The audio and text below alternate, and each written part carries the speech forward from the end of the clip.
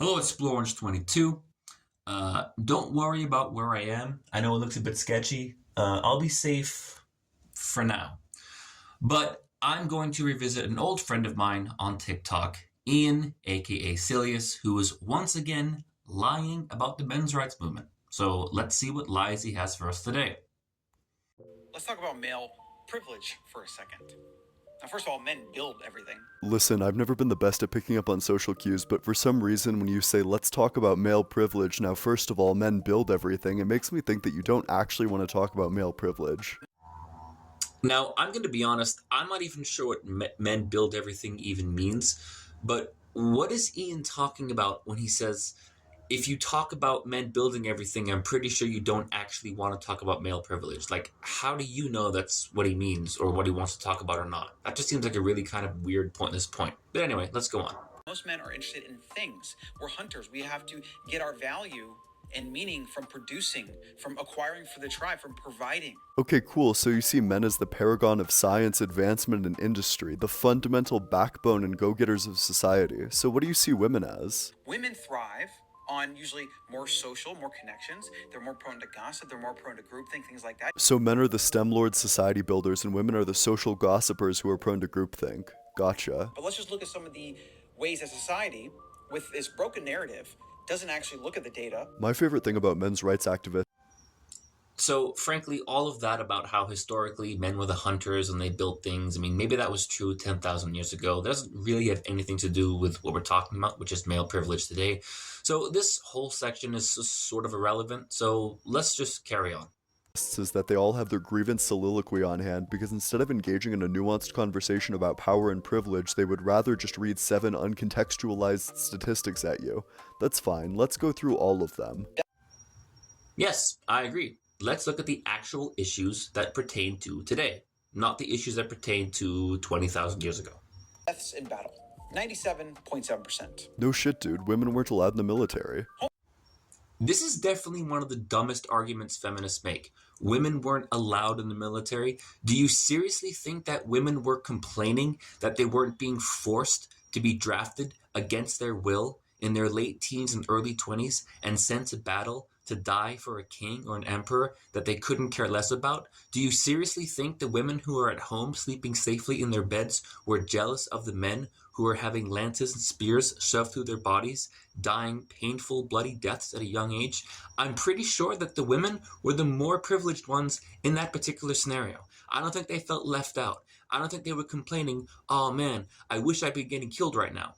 I don't think so. Homelessness, men 62%, women 38%. Women are wildly underrepresented in these statistics because they're often couch surfing. First of all, he gives no sources at all about women being couch surfing. Secondly, maybe there are men and women couch surfing. Just because there's some women couch surfing doesn't mean that there aren't men couch surfing as well. Thirdly, the fact that women can couch surf means they're not sleeping on the streets. It's better to be couch surfing in someone's house than sleeping on concrete pavement. The fact of the matter is, when you go outside in virtually any major city, the vast majority of homeless people you see are men. And that's because the vast majority of homeless people are men. So that's also a stupid point and just a really dumb argument. Homicides. This is startling. 77%. Women attempt more, but men are socialized to violence, so they use more lethal methods. I love how he acts like the fact that men are socialized to violence more is just no small thing. It's like, oh, men are socialized to violence more. Yeah, well, maybe that in and of itself is an issue. Homicides. Men are killed more than women. Women are socialized to be more risk averse, often because of violence against them, so they tend to avoid dangerous situations. Workplace. But by your same logic, you say that women are socialized to be more risk adverse.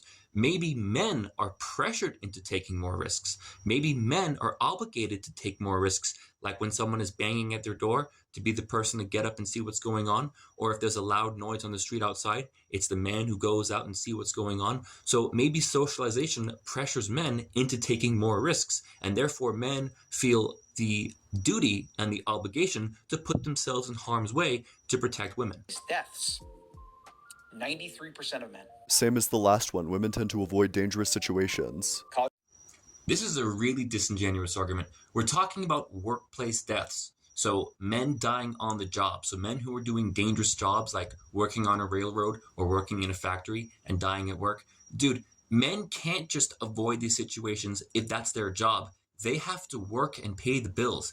They have to work so they can buy food and pay rent. And guess what?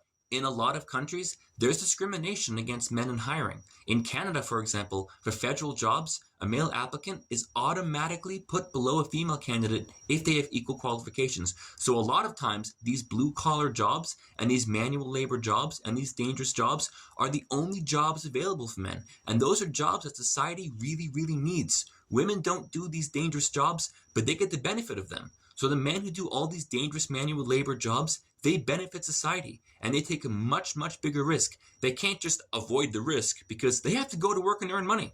Graduates, about 40% of men, 60% of them are women. Women study harder, skill issue. Wow. Women study harder, skill issue. That's just blatant sexism. That's just saying that women work harder than men. Imagine if someone said the reason why men earn more than women is because men work harder, skill issue. The reality is, boys are discriminated against in education. Boys get lower grades for the same work, and there are less scholarships available for boys than for girls. So it's not a skill issue, it's discrimination.